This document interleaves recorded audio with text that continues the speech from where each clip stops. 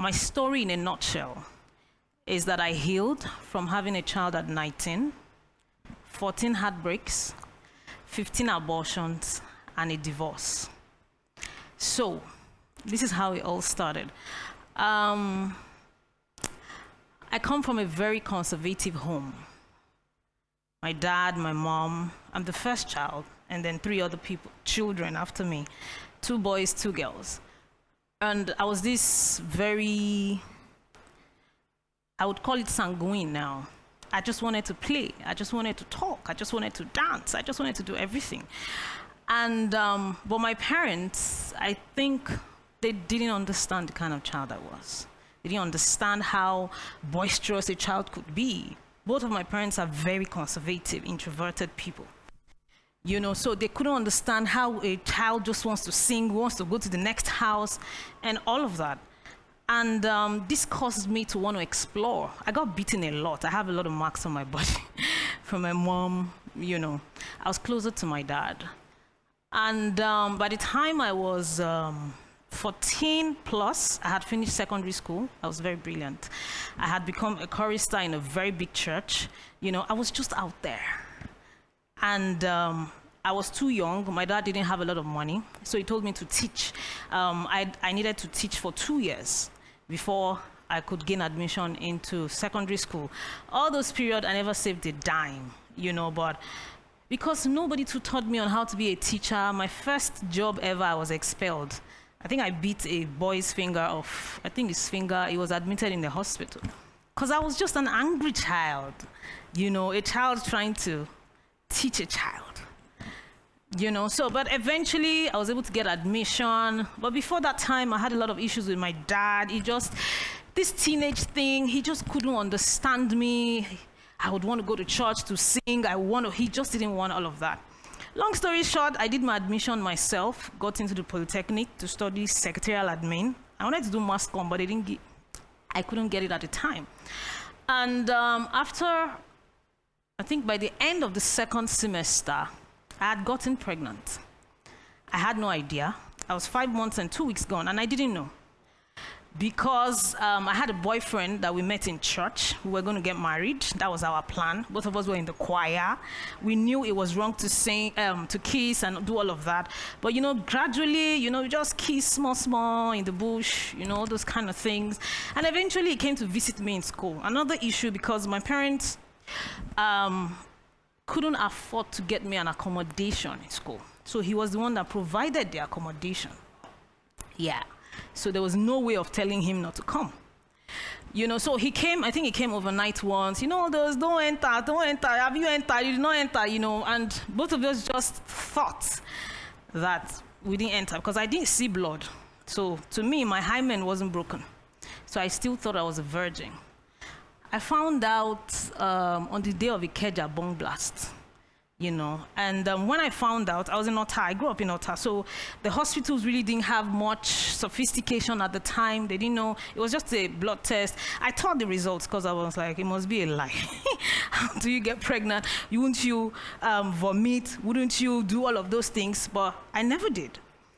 And by the time my mom found out, she was, oh my God, your dad is going to kill us. She took me to the hospital to get rid of the pregnancy.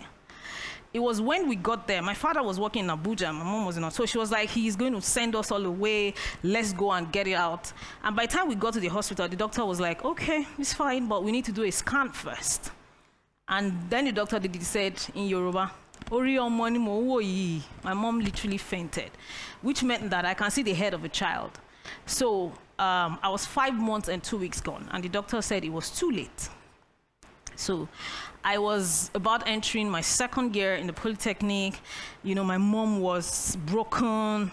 My mom's friend who took us there was like, this is the end, no more education for you. But I don't know where the courage came. I just told my mom that I want to go back to school. And she was like, what? Do pregnant people go back to school? I'm like, because I was just so afraid that if I dropped out now, that was going to be the end of my education journey. Because my dad, I know he was very strict.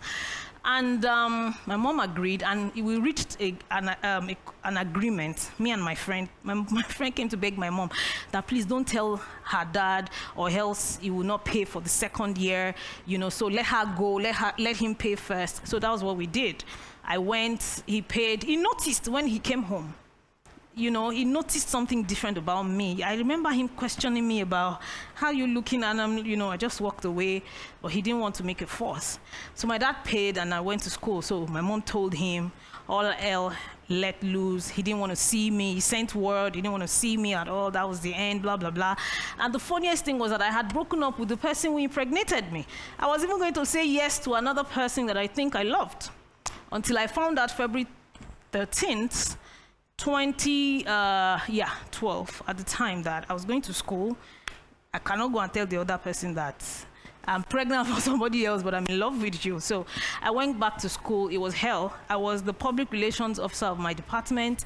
I was the choir coordinator of my fellowship on campus. I was in the choir in the church in that town. I was in the choir back home. It was very, people jeered, people made fun of me, but hey, I had my baby in school. In fact, my baby is the one recording me now.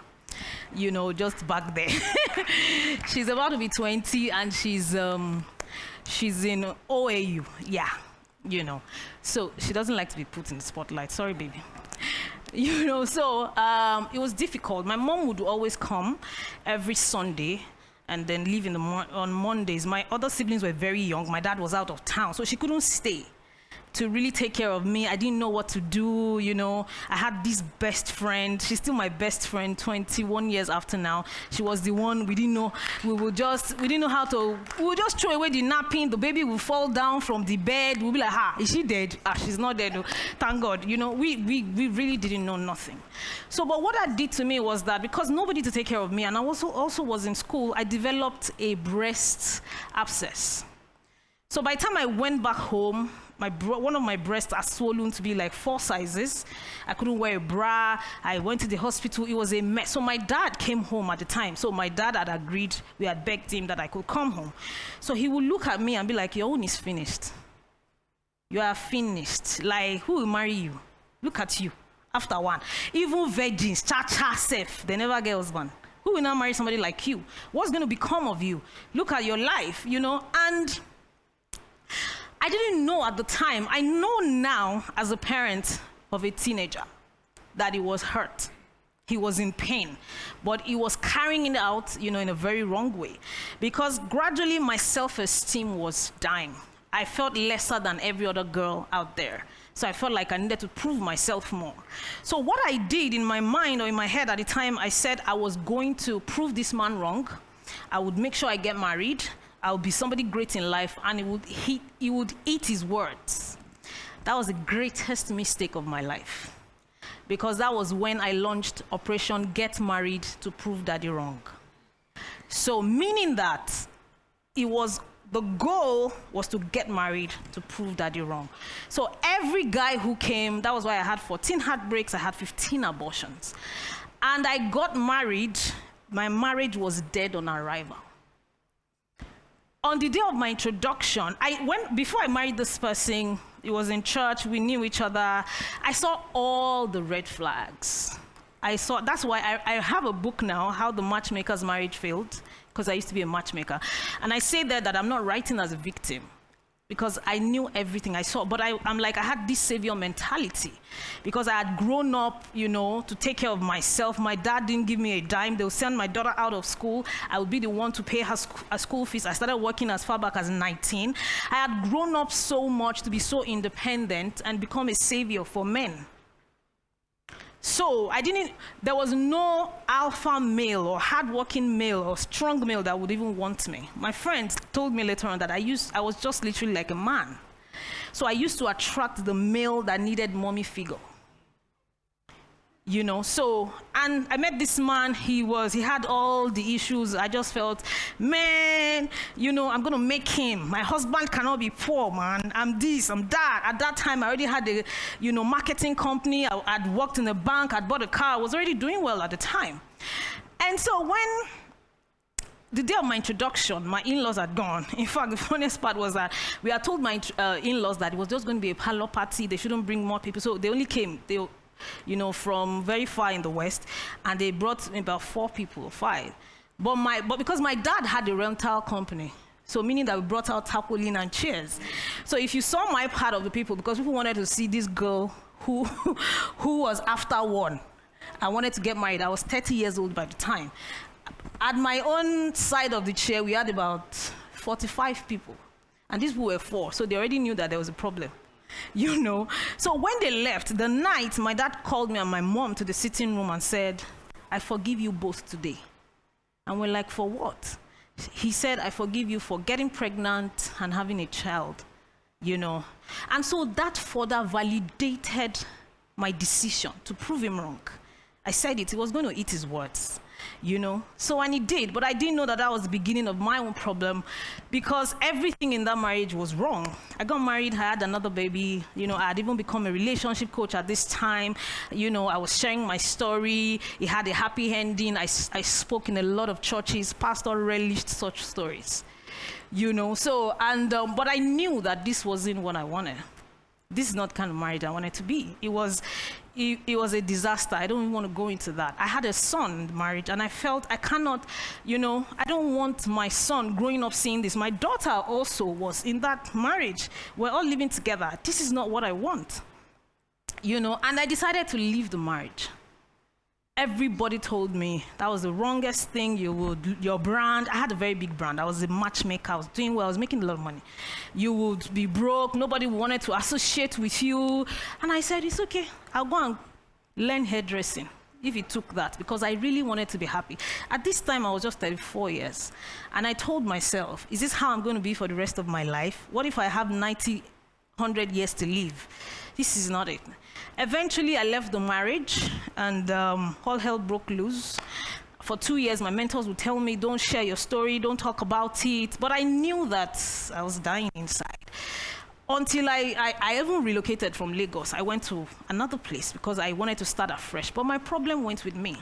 No matter where you go to, if you don't heal, my dear, your problem will follow you and finish you there. I became an alcoholic because my pain was so much. I wanted to numb my pain. I couldn't sleep until I drank. It was such a terrible time of my life. But if you saw me on social media, I was still the coach. So I would post happy pictures. I would post hiking pictures. But at night, I would drink myself to stupor and then sometimes even vomit before I sleep and quickly clean up before my kids come into the room the next day. Until I went for a program one day. And it was called Spirituality, Creativity, and Clarity by Femi Jacobs, the actor. He's also a coach. And he was teaching how your pain is a gift.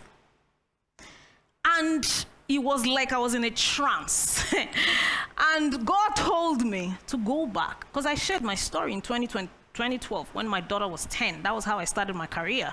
You need to go back and update those stories, or that story, because there are people who need to hear this new story.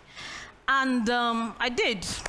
I went to share I wrote a book, in 2 weeks.